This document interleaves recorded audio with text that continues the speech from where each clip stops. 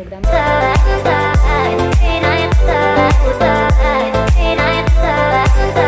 അപ്പം നമ്മൾ നമ്മുടെ ഒരു ഫാമിലി പോലെ തന്നെ നമ്മുടെ ഫ്രണ്ട് സർക്കിളിൽ നമ്മളൊരു ഫാമിലി ബിൽഡ് ചെയ്യും.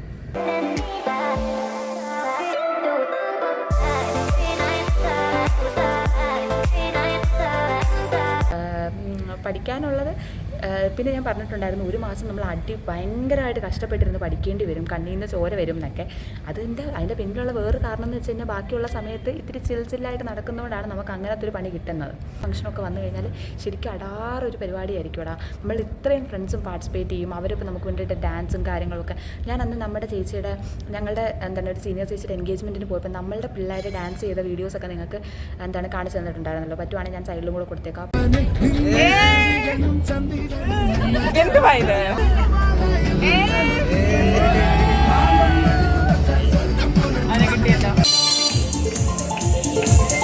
അതിനകത്ത് കയറണ്ട, ഇതിനകത്ത് കയറണ്ട, അതിനകത്ത് കയറിയാൽ തല കറങ്ങും, അങ്ങനെയൊക്കെയല്ലേ. ഇപ്പം നമ്മൾ ഫ്രണ്ട്സുമായിട്ട് പോവുകയാണെങ്കിൽ വാ പോവാം, അങ്ങനെ ഒരു വൈബ്.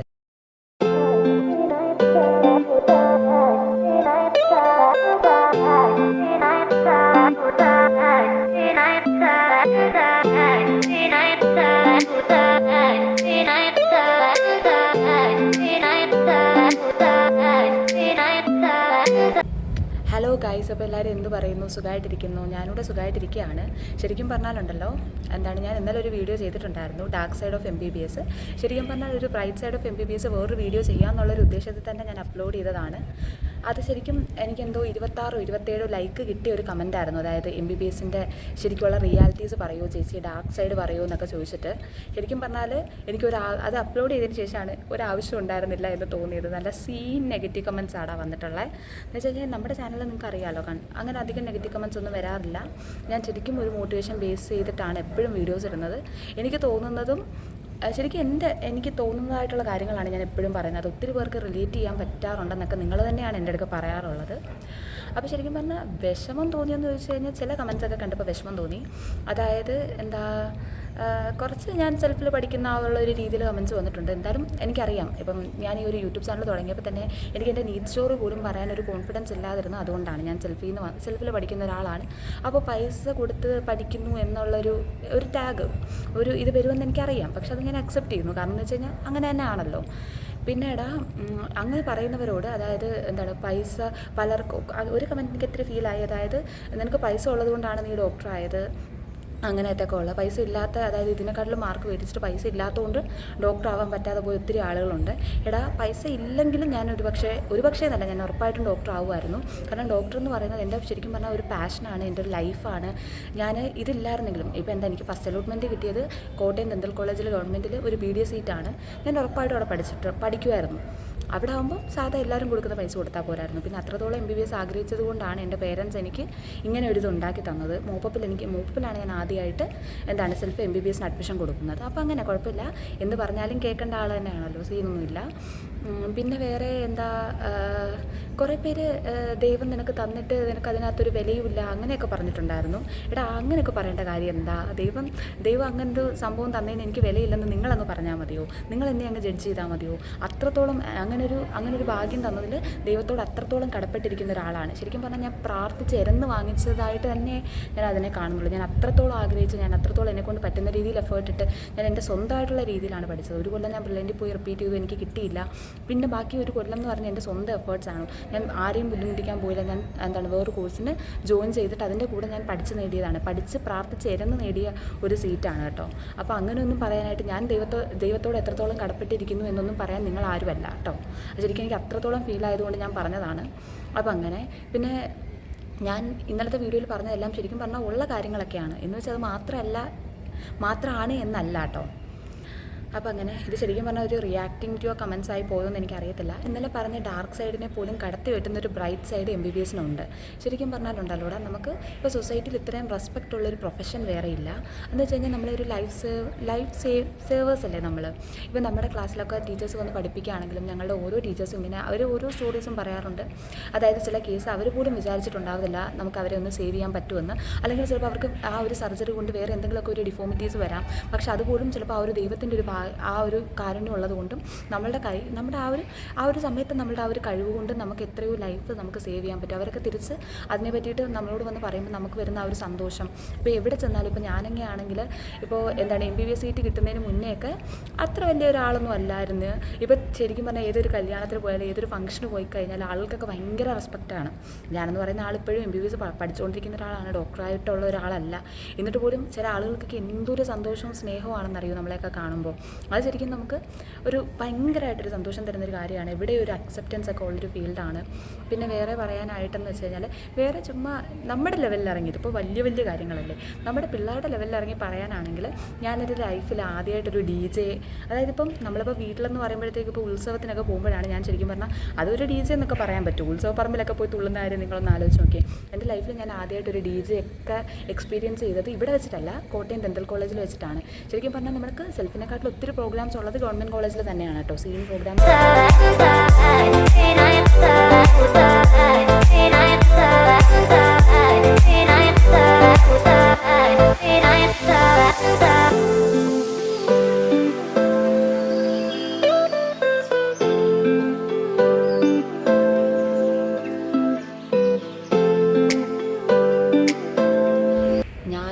ഞങ്ങൾക്ക് എനിക്ക് ഫ്രഷേഴ്സ് ഡേ കിട്ടിയിട്ടുണ്ടായിരുന്നു, യൂണിയൻ ഡേ കിട്ടിയിട്ടുണ്ടായിരുന്നു കോട്ടയം ഡെൻ്റൽ കോളേജിൽ വെച്ചിട്ട്. അതിന് രണ്ടിനും DJ ഉണ്ടായിരുന്നു എല്ലാ പ്രോഗ്രാംസിനും ശേഷം. അടിപൊളിയാണ്. മാത്രമല്ല ഇതിനുള്ള വേറൊരിതെന്ന് വെച്ച് കഴിഞ്ഞാൽ നമ്മളിപ്പോൾ വേറെ ഏതൊരു കോഴ്സ് എടുത്തു കഴിഞ്ഞാലും നമുക്ക് 4 കൊല്ലമായിരിക്കും ഇവിടെ നമുക്ക് 4 കൊല്ലമായിരിക്കും ഇപ്പോൾ കോളേജിൽ അല്ലെങ്കിൽ ഒരു ഹോസ്റ്റൽ ലൈഫ് ഉള്ളത്. ഇതെന്ന് പറയുമ്പോഴത്തേക്ക് 5.5 കൊല്ലം തന്നെ നമുക്ക് ഒരു 5 കൊല്ലം നമുക്ക് ഒരു അപ്രോക്സിമേറ്റ്ലി ഒരു 4.5 കൊല്ലം ഹോസ്റ്റൽ, 4.5 അല്ലടാ, ഒരു 5.5 കൊല്ലം നമുക്ക് ഹോസ്റ്റലിൽ നിൽക്കാനായിട്ട് പറ്റും നമ്മുടെ ഫ്രണ്ട്സിൻ്റെ കൂടെ. അപ്പം നമ്മുടെ ഒരു ഫാമിലി പോലെ തന്നെ നമ്മുടെ ഫ്രണ്ട് സർക്കിളിൽ നമ്മളൊരു ഫാമിലി ബിൽഡ് ചെയ്യും.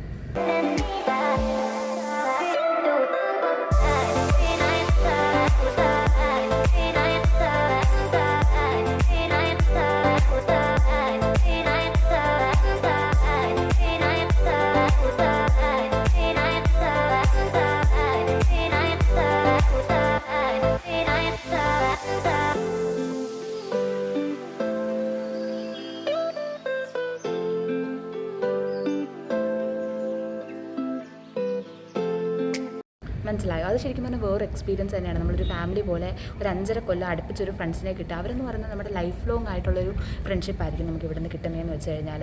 അപ്പോൾ അങ്ങനത്തെ ഭയങ്കര അടിപൊളിയായിട്ടുള്ള കാര്യങ്ങളൊക്കെ ഉണ്ട്. പിന്നെ പഠിക്കാനുള്ളത് തന്നെയാണ് എന്ന് വെച്ചാൽ ഇപ്പം പഠിക്കാനുള്ളത് പിന്നെ ഞാൻ പറഞ്ഞിട്ടുണ്ടായിരുന്നു, ഒരു മാസം നമ്മൾ ഭയങ്കരമായിട്ട് കഷ്ടപ്പെട്ടിരുന്ന് പഠിക്കേണ്ടി വരും, കണ്ണീന്ന് ചോര വരും എന്നൊക്കെ. അതിൻ്റെ പിന്നിലുള്ള വേറെ കാരണം എന്ന് വെച്ച് കഴിഞ്ഞാൽ ബാക്കിയുള്ള സമയത്ത് ഇത്തിരി ചില്ലായിട്ട് നടക്കുന്നതുകൊണ്ടാണ് നമുക്ക് അങ്ങനത്തെ ഒരു പണി കിട്ടുന്നത്. കാരണം വെച്ച് കഴിഞ്ഞാൽ നമ്മൾ കട്ടയ്ക്ക് അതായത് എല്ലാ ദിവസവും ഇരുന്ന് അന്നന്ന് പഠിപ്പിക്കുന്ന കാര്യങ്ങളൊക്കെ കഷ്ടപ്പെട്ട് ഇരുന്ന് പഠിച്ചു കഴിഞ്ഞാൽ അത്ര ഒരു ബേർഡൻ ആവത്തില്ല. ഇതിപ്പോൾ നമ്മൾ അങ്ങനെ അല്ലല്ലോ. നമ്മൾ ബാക്കി ഇപ്പം ഇത്രയും നാൾ കഷ്ടപ്പെട്ട് ഒരു കൊല്ലമൊക്കെ ഇരുന്ന് പഠിച്ചിട്ട് നമ്മൾ ഇനിയിപ്പോൾ ഇത്തിരി ചില്ല് ചെയ്യാൻ വേണ്ടിയിട്ടൊക്കെ ആണല്ലോ വരുന്നത്. കോളേജ് ലൈഫല്ലേ. അപ്പോൾ എല്ലാവരും ഇങ്ങനെ കൂട്ടിയിട്ട് പഠിക്കുന്നതുകൊണ്ടാണ് നമുക്ക് ആ ഒരു മാസം കുത്തിയിരുന്ന് പഠിക്കേണ്ടി വരുന്നത്. പിന്നെ ഇത്രയും ടോപ്പിക്സ് ഉള്ളത് കൊണ്ട് കുറച്ച് പ്രശ്നങ്ങൾ വരും അവിടെ. നമ്മുടെ സ്കൂളിലെയൊക്കെ പോലെ നമുക്ക് ലാസ്റ്റത്തെ ഒരു മാസം കൊണ്ട് പഠിച്ച് തീർക്കാൻ പറ്റാത്ത പോർഷൻസ് ആണല്ലോ. അപ്പോൾ നമ്മൾ കുറച്ചും കൂടെ എഫേർട്ടൊക്കെ ഇടേണ്ടി വരും, അത്രേ ഉള്ളൂ. എന്നാലും ബാക്കിയുള്ള സമയത്ത് ഫുള്ള് ചില്ല. ഇപ്പോഴും ഞാൻ ചില്ലല്ലേ. ഇപ്പം നമുക്ക് എക്സാമിൻ്റെ സമയമൊന്നുമല്ല, ഞങ്ങൾ എല്ലാവരും ചില്ലാണ്. ഇപ്പോൾ എൻ്റെ ബാക്കിയുള്ള ഷോർട്സ് കണ്ടാലും നിങ്ങൾക്കറിയാം, ഞാൻ അവിടെ ഇവിടെയൊക്കെ ഫുഡ് കഴിക്കാനൊക്കെ പോയി ഫ്രണ്ട്സുമായിട്ട് ചില്ല് ചെയ്തൊക്കെ ഇരിക്കുന്ന സമയമാണ്. അപ്പോൾ അങ്ങനെയൊക്കെയാണ്, അടിപൊളിയൊക്കെ തന്നെയാണ്. പിന്നെ നമുക്ക് ഇവിടുത്തെ ഇപ്പോൾ ഒരു മെഡിക്കൽ കോളേജിലെ സ്ട്രെങ്ത് എന്നൊക്കെ പറയുന്നത് 250, 150 ഒക്കെയാണ്. അപ്പോൾ നമുക്കൊരു ഇത്ര ഫ്രണ്ട്സിനെ കിട്ടുമല്ലേടാ. ഇപ്പോൾ നമ്മൾ കോഴ്സ് കഴിഞ്ഞ് ഇപ്പോൾ ഫൈനൽ ഇയറിലൊക്കെ ഇരിക്കുമ്പോഴത്തേക്ക് ഒരു മാരേജ് ഫംഗ്ഷനോ എൻഗേജ്മെൻറ്റ് ഫംഗ്ഷനോ ഒക്കെ വന്നു കഴിഞ്ഞാൽ ശരിക്കും അടാറൊരു പരിപാടിയായിരിക്കും ഇവിടെ. നമ്മൾ ഇത്രയും ഫ്രണ്ട്സും പാർട്ടിസിപ്പേറ്റ് ചെയ്യും. അവരിപ്പോൾ നമുക്ക് വേണ്ടിയിട്ട് ഡാൻസും കാര്യങ്ങളൊക്കെ. ഞാൻ അന്ന് ഞങ്ങളുടെ ഒരു സീനിയർ ചേച്ചിയുടെ എൻഗേജ്മെൻറ്റിന് പോയപ്പോൾ നമ്മളുടെ പിള്ളേർ ഡാൻസ് ചെയ്ത വീഡിയോസൊക്കെ നിങ്ങൾക്ക് കാണിച്ചു തന്നിട്ടുണ്ടായിരുന്നല്ലോ. പറ്റുവാണെങ്കിൽ ഞാൻ സൈഡിലും കൂടെ കൊടുത്തേക്കാം.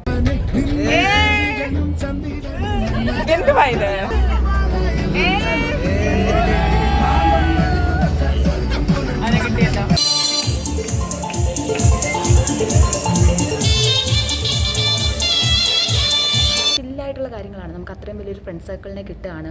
അപ്പോൾ അങ്ങനത്തെ കാര്യങ്ങൾ. പിന്നെ നമുക്ക് നല്ലൊരു അത്യാവശ്യം ഒരു റെസ്പെക്റ്റുള്ള പ്രൊഫഷനാണ്. പിന്നെ ഈ ഹോസ്റ്റലിൽ നിൽക്കുന്നത് കൊണ്ട് നമുക്ക് രാത്രിയിലത്തെ പ്രോഗ്രാംസ് ഒക്കെ കിട്ടും. DJ എന്നൊക്കെ പറയുമ്പോഴത്തേക്ക് ശരിക്കും പറഞ്ഞാൽ ഞാൻ എൻ്റെ ലൈഫിൽ ഈ രാത്രിയിലൊന്നും DJ അറ്റൻഡ് ചെയ്തിട്ടേ ഇല്ല. അപ്പോൾ നമുക്കെന്ന് പറയുമ്പോഴത്തേക്കും ഒരു വെളുപ്പിനെ 3 മണി വരെയൊക്കെ പ്രോഗ്രാംസ് കാണും. നല്ല സീനായിരിക്കും എന്ന് വെച്ചാൽ നമ്മൾ മാത്രമേ ഉള്ളൂ. പിന്നെ നമുക്ക് ഫ്രണ്ട്സ് ഒരുമിച്ച് വെളിയിലൊക്കെ പോകാം. ഇപ്പോൾ വണ്ടർലയിലൊക്കെ ഞാൻ എൻ്റെ പേരൻസിനെ കൊണ്ട് പോയി കഴിഞ്ഞാൽ നിങ്ങളൊന്ന് ആലോചിച്ച് നോക്കി, അതിനകത്ത് കയറണ്ട, അതിനകത്ത് കയറിയാൽ തല കറങ്ങും, അങ്ങനെയൊക്കെയല്ലേ. ഇപ്പം നമ്മൾ ഫ്രണ്ട്സുമായിട്ട് പോവുകയാണെങ്കിൽ വാ പോവാം, അങ്ങനെ ഒരു വൈബ്.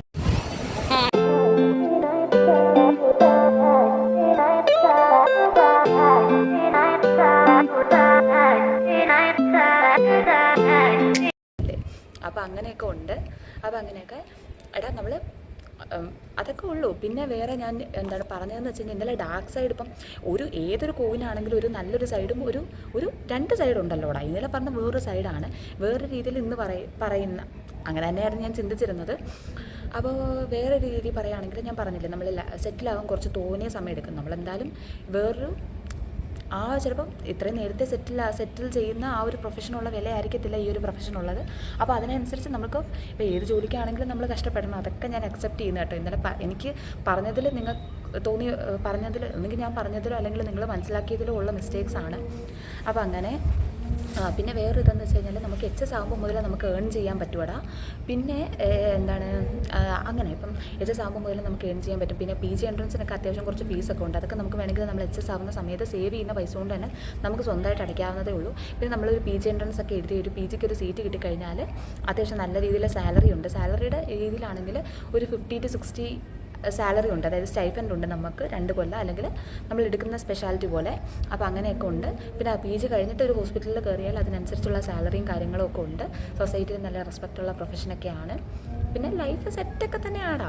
ഞാൻ പറഞ്ഞ പോലെ ഇത്രയും ഒരു ലോങ് പീരീഡ് അതേ ആകെയുള്ളൊരു പ്രശ്നം എന്നുവെച്ചാൽ 1, 2, 10 കൊല്ലത്തോളം നമ്മളിങ്ങനെ ഇതിന് വേണ്ടിയിട്ട് തന്നെ നിൽക്കുകയല്ലേ.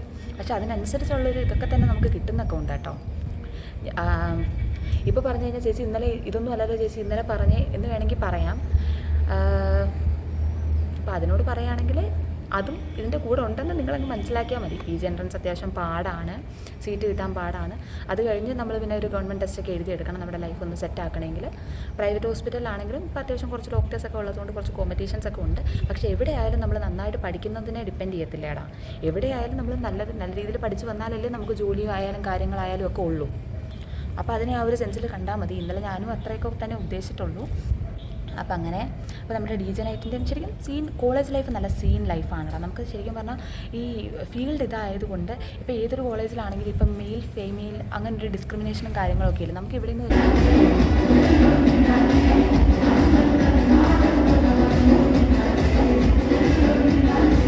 മെയിൽ ഫ്രണ്ട്സിനോടാണെങ്കിലും നല്ല ഓപ്പണായിട്ട് സംസാരിക്കാൻ പറ്റും. നമ്മളെന്ന് വെച്ച് കഴിഞ്ഞാൽ ഫുൾ ബോഡി കാണുന്നവരല്ലേടാ. അന്നേരം പിന്നെ ഇപ്പോൾ എന്ത് കാര്യങ്ങളായെങ്കിലും നമുക്ക് ഓപ്പണായിട്ട് പറയാൻ പറ്റും. അവർക്ക് ശരിക്കും നമ്മുടെ ആ ഒരു ലെവലിൽ മനസ്സിലാവും. ഇപ്പോൾ ഗേൾസിൻ്റെ പീരിയഡ്സ് പെയിൻ ഒക്കെ ആണെങ്കിൽ ഇപ്പോൾ നമുക്ക് ചില കോളേജിന് എടുക്കുകയാണെങ്കിൽ ചില ആൺകുട്ടികൾക്ക് അതിനെപ്പറ്റി പറയാനൊക്കെ ബുദ്ധിമുട്ടായിരിക്കും. ഇവിടെ എന്ന് വെച്ച് കഴിഞ്ഞാൽ നമ്മളെല്ലാം അങ്ങനെ ഓപ്പണായിട്ട് നമുക്ക് പറയാൻ പറ്റും. എല്ലാം അക്സെപ്റ്റ് ചെയ്യുന്ന ഒരു കൂട്ടം ആളുകളെ നമുക്ക് കിട്ടും. അപ്പോൾ അങ്ങനത്തെ കാര്യങ്ങളൊക്കെ അപ്പോൾ അങ്ങനെ അത്യാവശ്യം നല്ലൊരു ലൈഫൊക്കെ തന്നെയാണ്. അപ്പോൾ അത്രേ ഉള്ളടാ. പറഞ്ഞിട്ടുണ്ടായിരുന്നു എന്താണ് ചേച്ചി ഇങ്ങനെയൊക്കെ പറയുമ്പോഴത്തേക്കും, അതായത് ഇനി ചേച്ചി എന്നല്ല വേറെ എന്തൊക്കെ ഇങ്ങനെയൊക്കെ പറയുമ്പോഴത്തേക്കും ബാക്കി വരുന്നവരെ ഡീമോട്ടിവേറ്റ് ചെയ്യുമല്ലേ അങ്ങനെയൊക്കെ ചോദിച്ചിട്ടുണ്ടായിരുന്നു. എടാ ഒരിക്കലും ഒരു ഡീമോട്ടിവേഷൻ ആവാൻ വേണ്ടിയിട്ട് പറഞ്ഞതല്ല. ഞാനിപ്പോൾ ഇവിടെ വരുന്നതിന് മുന്നേ ഇതൊക്കെ അറിഞ്ഞ ഒരാളാണ്. എന്ന് വെച്ചാൽ ഞാനത് ഇങ്ങോട്ട് വരാതിരുന്നു. നമ്മളതൊന്ന് അക്സെപ്റ്റ് ചെയ്യണം, അതായത് അതൊന്ന് മനസ്സിലാക്കിയിരിക്കണം എന്നുള്ളൊരു രീതിയിലേ ഞാനത് ഉദ്ദേശിച്ചിട്ടുള്ളൂ. അപ്പോൾ അങ്ങനെ പിന്നെ നമ്മൾ എന്തായാലും താൻ തന്നെ ചൂസ് ചെയ്ത ഓപ്ഷനല്ലേ. പിന്നെ അതിനെപ്പറ്റി ഇങ്ങനെയൊക്കെ പറഞ്ഞിട്ട് വല്ല കാര്യമുണ്ടോ? ഇങ്ങനെയൊക്കെ പറഞ്ഞിട്ട് കാര്യമുണ്ടോ എന്ന് ചോദിച്ചാൽ പറഞ്ഞിട്ട് കാര്യമൊന്നുമില്ല. പക്ഷേ ഇതൊക്കെ റിയാലിറ്റീസാണ്. നമ്മൾ അക്സെപ്റ്റ് ചെയ്താലേ പറ്റത്തുള്ളൂ. പക്ഷെ അതുകൂട്ട് തന്നെ ഇതിന് പോസിറ്റീവും ഉണ്ട്. അതുകൂട്ട് അല്ലെങ്കിൽ ഒരു പടി കടത്തി വെട്ടി പോസിറ്റീവ്സും ഉണ്ട്. പിന്നെ വേറെ എന്താ, അങ്ങനെ കുറേയേറെ കമൻറ്റ്സ് ഉണ്ടായിരുന്നല്ലോ, കുറേയൊക്കെ ഞാൻ മറന്നുപോയി. അപ്പോൾ അങ്ങനെയൊക്കെ പിന്നെ ഇതൊക്കെ തന്നെ ഉണ്ടായിരുന്നുള്ളടാ. ഒരുപാടും ഇങ്ങനത്തെ കമൻറ്റ്സൊക്കെ തന്നെയാണ് ഉള്ളത്. പിന്നെ പറഞ്ഞതെന്ന് വെച്ച് കഴിഞ്ഞാൽ നമ്മുടെ കഷ്ടപ്പാടിൻ്റെ കണക്ക് പറയരുത് അങ്ങനെയൊക്കെ പറഞ്ഞിട്ടുണ്ടായിരുന്നു.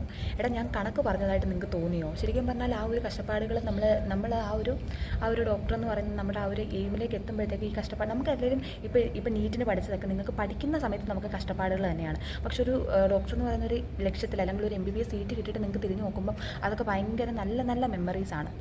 മനസ്സിലായോ? ഇതിനെ ആ ഒരു രീതിയിൽ കണ്ടാൽ മതി.